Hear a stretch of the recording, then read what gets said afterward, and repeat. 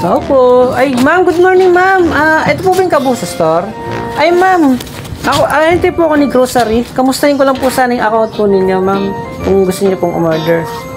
Meron pa po kayong credit limit, ma'am. 5K pa po. Baka gusto niyo i-avail, ma'am.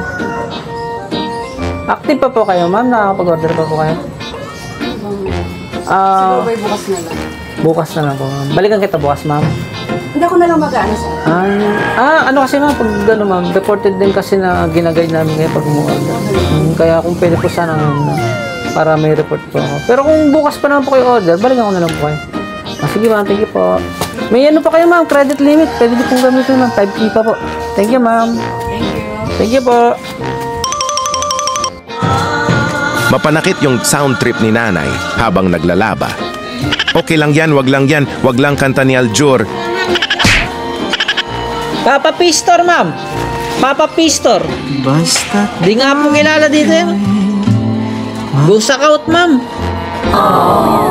Ghost account. Ay, hindi po kasi ako ma'am. Grocery po. Magandang hapon po. Ay ma'am, order ka na ma'am kay grocery? Hindi pa po. Kapag-order na ako sa ano. Ayun na. Sige ma'am, thank you ma'am.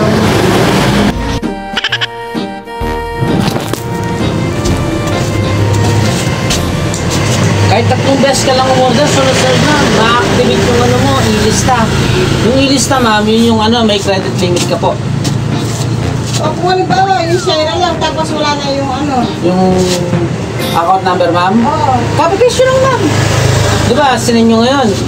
Copy-paste nyo lang po yun para di na kayo magta-type. Di na po kayo mahirapan mag-type. Tapos, palitan nyo na lang po yung mga in-order nyo. Baga, ganun lang ma'am. Para di ka na magkakamali sa account number nyo po. Nasa magka... Sige ma'am. Tapos, i-complete po nila yan. Tapos, magsasend po ng resibo. Sa punto ito tayong ako. Kaya dinadaan ko na lang sa pagsipa-sipa ng paa. Pero maganda sana, nandiyan pa rin po yung app po ninyo para doon, nabig-breakdown nyo po.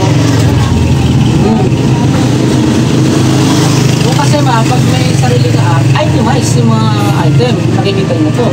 Nakikita nyo kung ano. Nalagay yan. Opo, magre-reply po nyo. Wait na lang po natin yung receipt po. Tapos pipicturean ko lang po.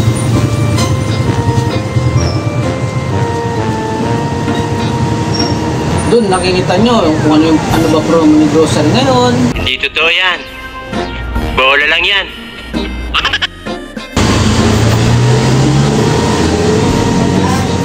Kaya nauso po yun dati wala pong wala pong order na sa Facebook sa app lang dahil maraming feedback, nahihirapan sa app.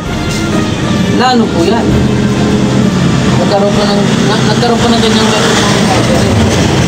Ang tagal umorder ni ma'am, lalabas na tayo ko. Mukhang mapapabili pa ko ang diaper kay ma'am.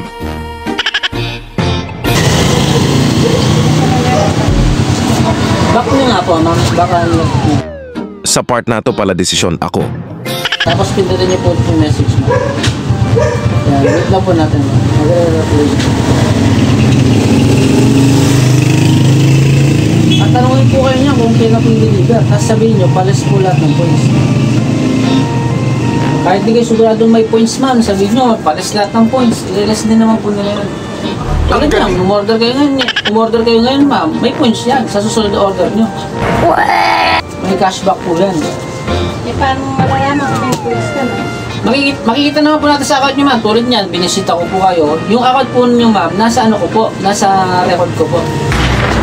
Doon po makikita yung mga points nyo ma'am, kung active na po yung mga minutes na. Dapat may tinulong ko yung mga points lang, di ba? Hindi po, kumaga, reference lang po namin yun ma'am, para nabibisit po namin kayo. Tapos para nakikita namin yung condition ng account po ninyo. Kung pwede ka na ba sa gantong ilista, activate na ba yung ganito, pwede ka na ba, qualified ka na ba sa ganito. Ma'am, umorder ka na ma'am. Kung ayaw mo may dumating na terorista, dito ma'am, sasabog na kasi dala kong nga bomba ma'am. Teng-tay na talaga ko. At yun sa wakas umorder din si ma'am. At dahil dyan umurong na tayo ko,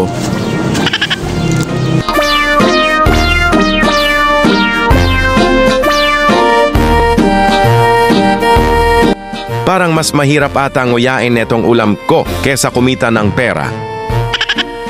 Ang kunat kasi...